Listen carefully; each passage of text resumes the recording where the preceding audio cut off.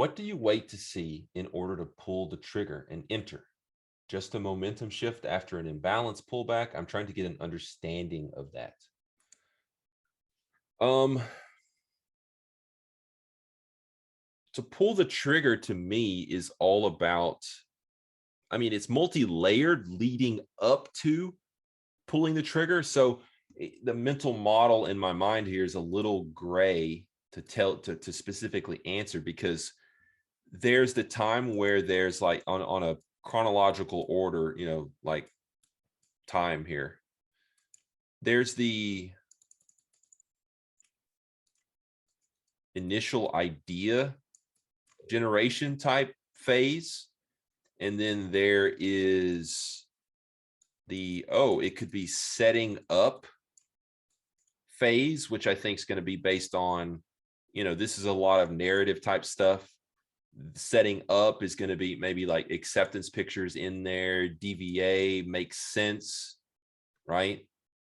Really setting up where maybe we're entering stalk mode is where the rhythm starts to make sense. Man, if this pullback was underneath the CVA, I'd be adding here, but I'm not going to add because I'm going to respect the CVA. Not respect it enough to exit my core position, but I'm going to respect it enough not to add into it. So here's where I start to call kind of the gray zone of, I can't find the question, but yeah, what do you look at to pull the trigger? So we're not quite there yet, right? But now we start to enter the zone of pulling the trigger. I'm stalking. What are the things I'm looking for?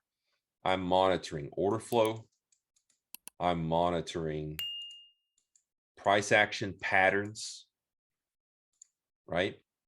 I'm monitoring where are there potential for stops, aka excess or lack of excess, right?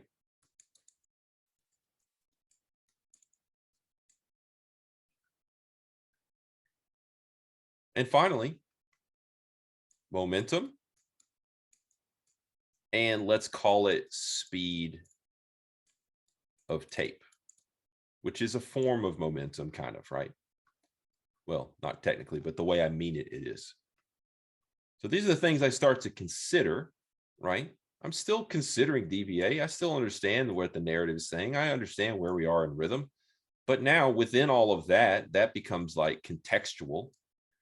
And I have to consider these things.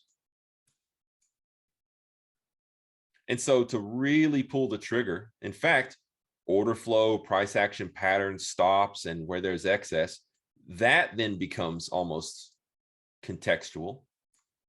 And then it becomes really about a momentum shift and the speed of the tape. So, another thing, part of the price action is like, is it clean, right? Do we have movement that looks like this? Or do we have movement that looks like this? Right? One, I'm going to use a nice little clean momentum shift and get in quickly with a tight stop. The other, I'm probably going to have to say, well, it's kind of flaggy here. Let's wait for this to break down here with a higher stop. So the cleanliness of the move is important as I consider trade management and where to enter, how much momentum I'll need to see. And then the speed of the tape, what I mean is like, look, if I'm stalking a short and it kind of like wicks a little bit and it just kind of hangs out and it's ticking and it's not really doing anything, even though technically the momentum shift is afoot, I might wait. I might wait to just see, boom, boom, boom, boom, just see some little aggressiveness, right?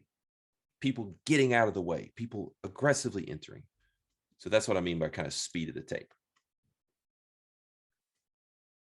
So there you go. There's a full crash course in NADRO entry trigger.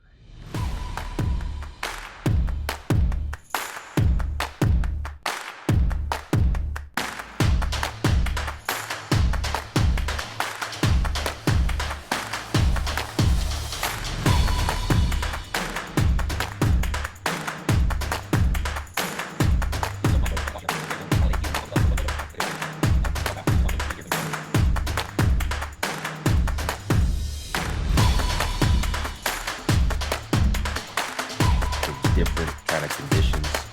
We've seen, you know, huge news-driven sell-offs. We've seen choppy, grindy moves fast that we've read. I didn't get to.